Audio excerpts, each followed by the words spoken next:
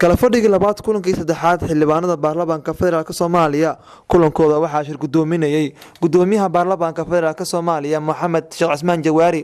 ajendaha kulanka ayaa waxa uu ahaa qaraar ku saabsan sugidda xubnaha golaha shacabka sanada 2016 ilaa 2020 oo xubno ka mid ah xildhibaanada baarlamaanka ay maxkamadda sare ee dalka sheegtay in lagu laabto doorashadooda maadaama ay ku soo baxeen si aan sharciga waafaqsaneyn iyo in la buuxiyo kuraasta bannaan ee baarlamaanka xildhibaanada ayaa cod gacantaag ah u qaaday waxayna ku diideen maxkamadda sare ee dalka go'aankii ay ka soo saartay xubnahaasi sidoo kale xildhibaanada baarlamaanka federaalka Soomaaliya ayaa loo qeybiyay sharciga isgaarsiinta dalka iyadoo akhrintii koowaad maanta ay martay gudoomiye ku-xigeenka labaad ee baarlamaanka Soomaaliya Mahad Cabdulle Cawad ayaa akhriyay qaraarka ay soo gudbiyeen xildhibaanada oo ku saabsanaa sugidda xubnaha golaha shacabka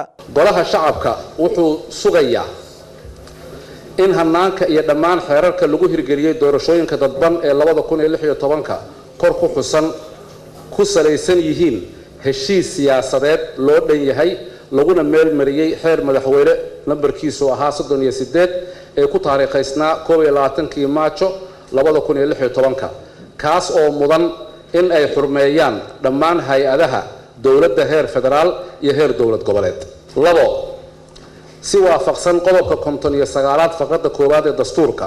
hanaanka kaliya xildhibaan loo dhaariyay baarlamaanka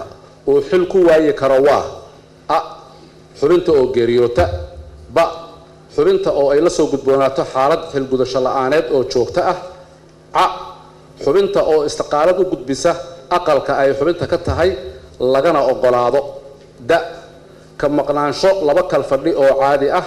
iskuna xiga ayada oo aanay jirin sabab maangal ah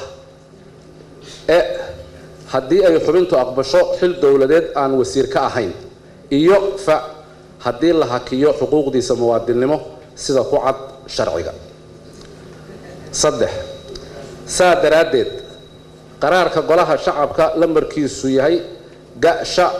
ba 10 eber 4 17 ee 20 Janaayo 2017 iyo go'aanka guddiga federaalka hirgelinta doorashooyinka dadban ee 2016 ee lambarkiisu ahaa 231 eber 2017 gabagabadii kulanka waxaa natiijada codkii la qaaday ku dhawaaqay gudoomiyaha baarlamaanka Soomaaliya mudane Maxamed Sheekh Cismaan Jawaari Axmed Yuusuf Suleymaan Home Cable TV magaalada Muqdisho.